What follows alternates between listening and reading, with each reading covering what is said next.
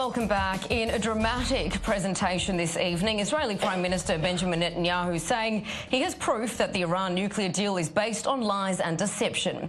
He says even after the 2015 deal, Iran continued to expand its nuclear program and did not come clean to the International Atomic Energy Agency, as is required of it under the landmark deal.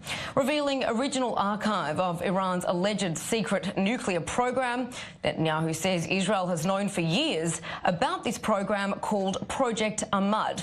He claims the documents show Iran is secretly storing its nuclear weapons and ballistic missiles program to develop the weapons at a time of its choice.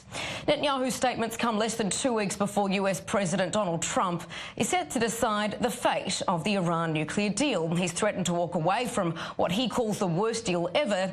Netanyahu's presentation also comes amid Iran's threats to react against attacks on their assets in Syria, allegedly by Israel. Now, in recent weeks, Israeli political and military circles have been deliberating how to respond if Iran makes action out of its rhetoric. But when it comes to the war of words, here's a bit of Netanyahu's charges against Iran this evening. First, Iran lied about never having a nuclear weapons program. 100,000 secret files prove that they lied. Second, even after the deal, Iran continued to preserve and expand its nuclear weapons know-how for future use. Third, Iran lied again in 2015 when it didn't come clean to the IAEA as required by the nuclear deal. And finally, the Iran deal, the nuclear deal, is based on lies. Mideast geopolitical analyst and senior fellow at the Security Studies Group, Meir Brodsky, joins me now from Washington, D.C. and still with us in studio, Iran expert Meir Javedanfar. Matthew, we'll start with you. What does Netanyahu's reveal mean for the Iran nuclear deal? Is it all but over? Yeah, I would say the deal is pretty much toast at this point. I mean, what you have is a deal that doesn't really address the core problem. And you have to remember, it was John Kerry, when he was selling the deal in June 2015, said that we have absolute knowledge of what all of the prior military work on the nuclear project was for Iran. So clearly they didn't, and that just wasn't a truth. So right now we have a deal that we're basically bribing Iran in order to keep this deal together, which doesn't actually stop their parallel nuclear activity. And again, all of our inspections are only in areas that they have allowed us into because we decided not to make that part of the deal strong enough. So there's no reason you fix this sinking ship that was created. You need to have new leverage, new sanctions, and construct a new deal. All right, well, we'll come into studio now. Meir Javedanfar is still with us. So what do you say to that? Because we were talking before the break about the fact that this seemed to point to the fact that it was just that there was no current activity that was being undertaken in Iran. Perhaps there were plans to in the future. Well, to fulfill what Matthew is demanding would require that Iran surrenders its nuclear scientists, that they're shipped abroad, maybe to United States, and that Iran verifiably ships abroad any document it has, and we can check in Iran, a country size of France, that none of the documentations regarding the plans to make a nuclear weapon are copied and pasted anywhere. That's desirable, but impossible. That's unfortunately not going to happen.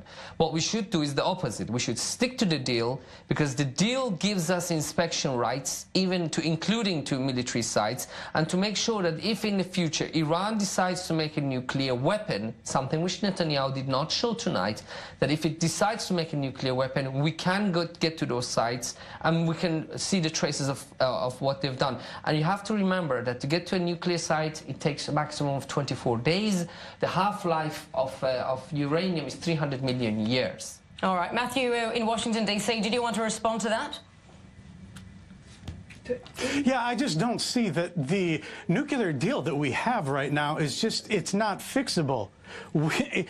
if they're going to be able to have, just to simply declare that anything that they would like to do is not for a military purpose, and just simply turn a sign around that says, oh, this is a military site, it's not a nuclear site, which is essentially what they've done. So they're going to be able to continue their program. So if we're not able to inspect those sites, and we don't really have good inspections on the sites we actually are allowed to have access to, then there's no reason to keep the deal at all. It was a horrible deal that was built on a very bad foundation.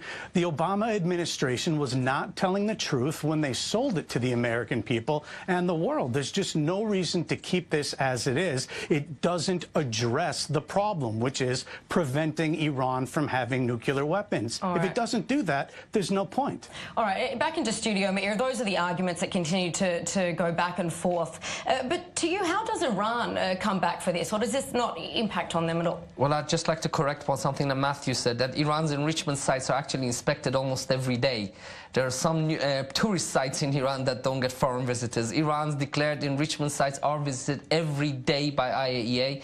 And just another correction to Matthew. The sites, the enrichment sites, are under 24-hour online camera.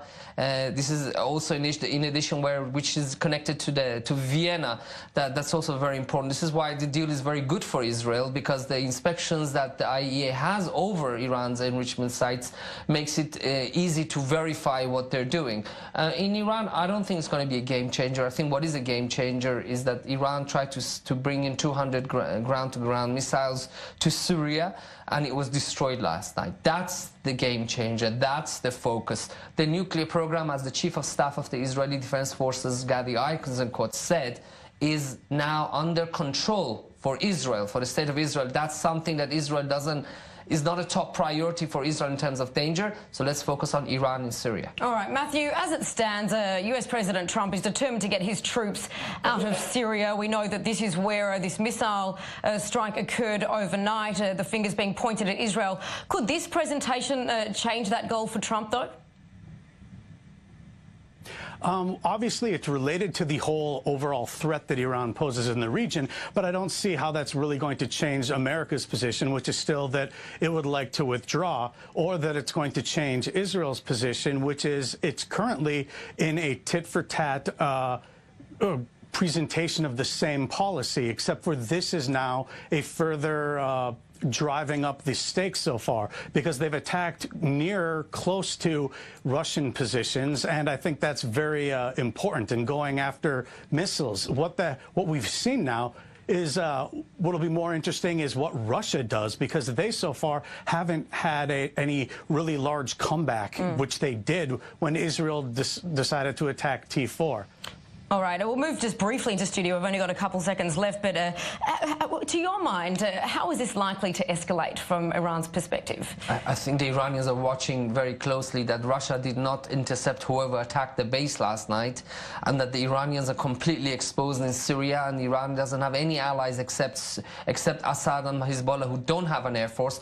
So I think that's the area, that's probably what's going to keep Khamenei up tonight, and I think he should. You think we'll see a response from Iran towards Israel? Even if it does, the Iranian regime right now is very exposed in Syria, and there's nobody in Israel from the left or the right that will agree to an Iranian presence in Syria.